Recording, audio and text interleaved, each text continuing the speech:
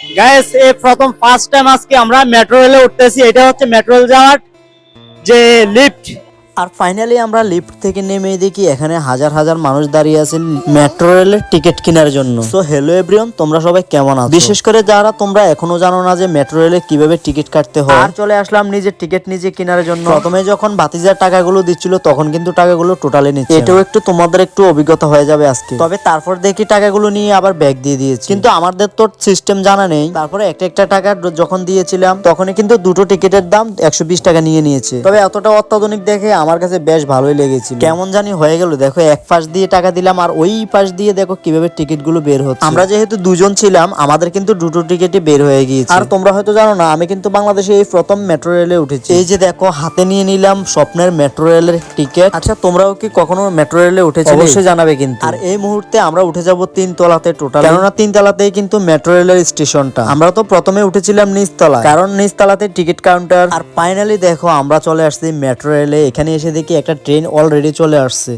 Guys লাইফে first time metro রেলে আসলাম আজকে, তাও আবার বাংলাদেশের মেট্রো রেল।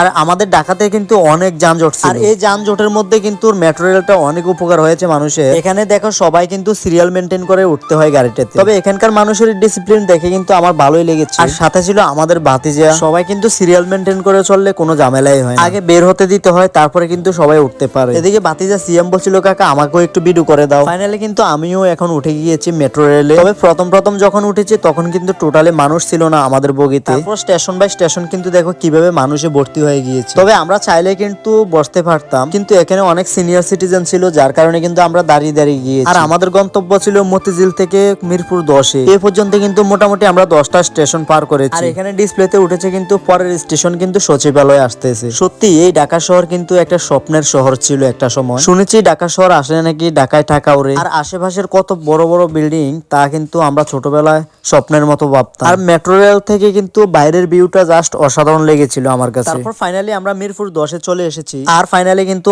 মেট্রো রেল থেকে নেমে গিয়েছি। তবে মেট্রো রেল থেকে নেমে কিন্তু আমি একটু হাঁটাহাঁটি করলাম, পুরো স্টেশনটা ঘুরে ঘুরে দেখলাম। তবে মিরপুর 10-এ কিন্তু টোটালি ফাঁকা ছিল দেখো। আর এক এক করে যাত্রী এসে কিন্তু জমা হচ্ছে অলরেডি। আর কিছুক্ষণের মধ্যে কিন্তু আমরা এই স্টেশন থেকে আউট হয়ে যাব। আর আউট হওয়ার জন্য কিন্তু এই কার্ডটা জমা দিয়ে আউট হতে হবে। আর এই কার্ড যতক্ষণ তোমার কাছে থাকবে ভিতরে ততক্ষণে কিন্তু তুমি আসা যাওয়া করতে পারবে। আর ফাইনালি আমি যখন আউট হয়ে যাচ্ছি তখন কিন্তু কার্ডটা জমা দিয়ে দিলাম। দেখো ফান্ডস মেশিনে নিয়ে গিয়েছে, কিন্তু সে কি মেট্রো রেল থেকে বের হয়ে দেখি ফুটপাতে বই বিক্রি হচ্ছে। আমাদের দেশ এইভাবে বই বিক্রি করবে? আর আমাদের ঢাকা শহরের ট্রেন্ডিং যে বিষয়টা সেটা হচ্ছে দোতলা বাস। দেখো একটা দাঁড়িয়ে